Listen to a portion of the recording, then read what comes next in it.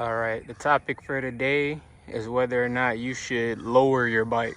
A lot of different people lower their bike for different reasons. A lot of the reasons being there are a lot of short riders, so they feel more comfortable when they can flat foot at a red light.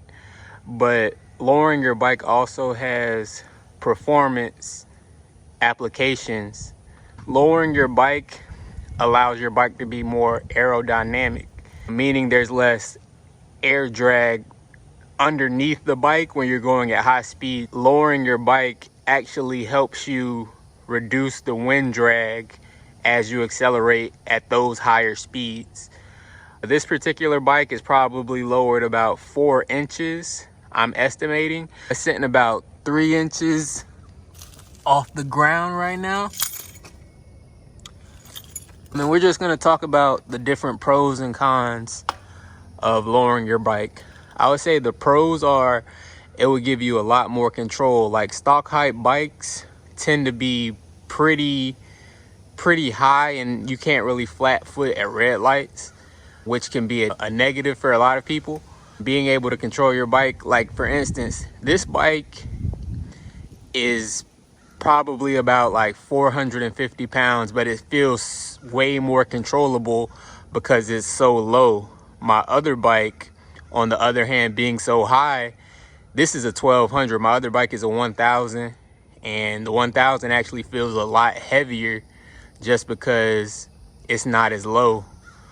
This bike actually very much benefits from being lowered because of how much torque it has also. And a good addition to lowering your bike as far as performance applications is concerned is doing a mirror delete.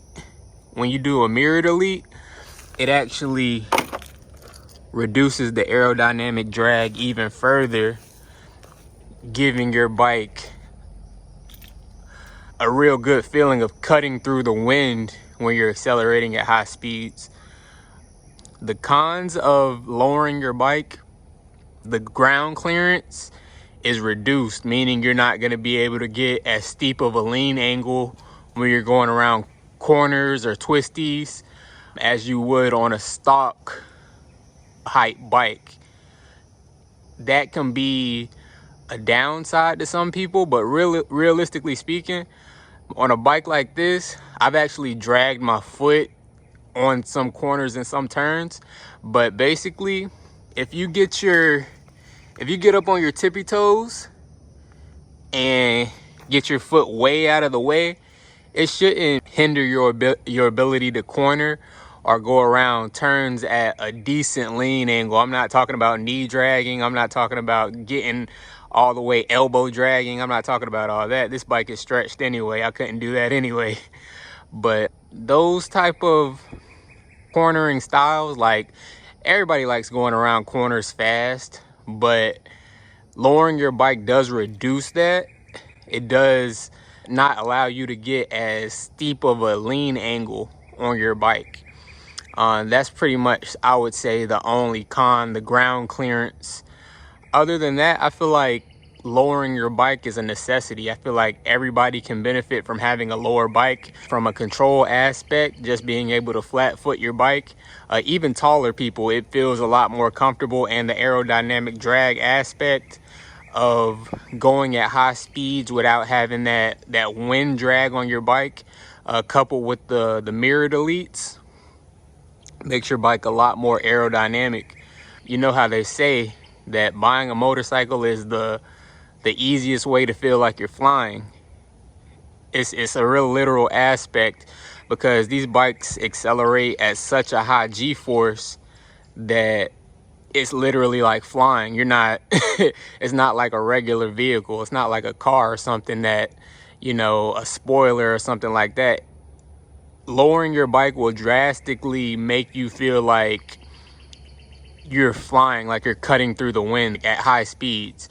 It will make you feel like your bike is that much quicker, even though you didn't do any horsepower mods to it.